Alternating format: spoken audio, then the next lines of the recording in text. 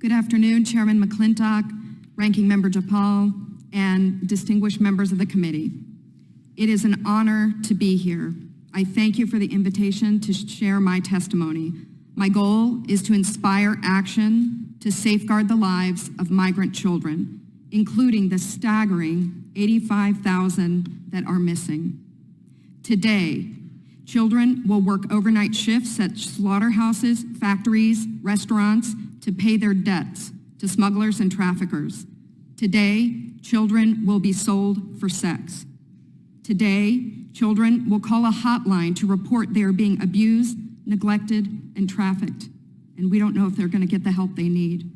For nearly a decade, unaccompanied children have been suffering in the shadows, and I have to confess I knew nothing about their suffering until 2021 when I volunteered to help the Biden administration with the crisis at the southern border. As part of Operation Artemis, I was deployed to the Pomona Fairplex Emergency Intake Site in California to help HHS, Office of Refugee Resettlement, reunite children with sponsors in the United States. I thought I was going to help place children in loving homes. Instead, I discovered that children are being trafficked through a sophisticated network that begins with recruiting in home country, smuggling to the US border, and ends when ORR delivers a child to a sponsor. Some sponsors are criminals and traffickers and members of transnational criminal organizations. Some sponsors view children as commodities and assets to be used for earning income. This is why we are witnessing an explosion of labor trafficking. Now, whether it's intentional or not, it could be argued that the United States government has become the middleman in a large-scale, multi-billion-dollar child trafficking operation that is run by bad actors seeking to profit off of the lives of children. As for me, my interest is the safety of the children. I do not view this as a political issue. I view this as a humanitarian issue. I assure you, my motives are the highest and best. I want the children protected. So I want to tell you some of what I witnessed personally at the Pomona Fairplex.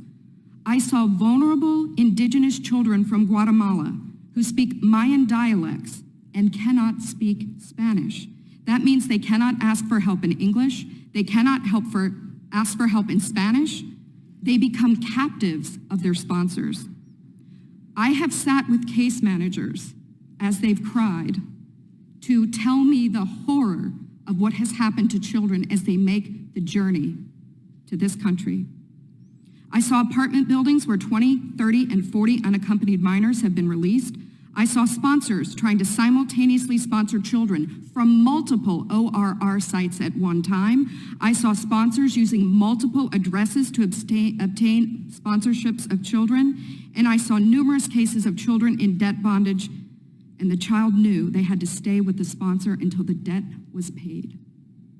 Realizing that we were not offering the children the American dream, but instead putting them in modern-day slavery with wicked overlords was a terrible revelation. A terrible revelation. These children are a captive victim population with no access to law enforcement or knowledge of their rights. They are extorted, abused, neglected, and that is why I blew the whistle in 2021. I witnessed firsthand the horrors of child trafficking and exploitation. My life will never be the same after what I saw, but I have hope because I'm counting on you. It's my hope that you'll take action to end this crisis to safeguard the lives of these vulnerable children. People have asked me, what can be done? What would you suggest? Well, first, I think HHS's #1 priority is oversight. They must commit to oversight, transparency, and accountability. If I could wave a magic wand, this, I believe, could be quickly solved by experts in the IG community.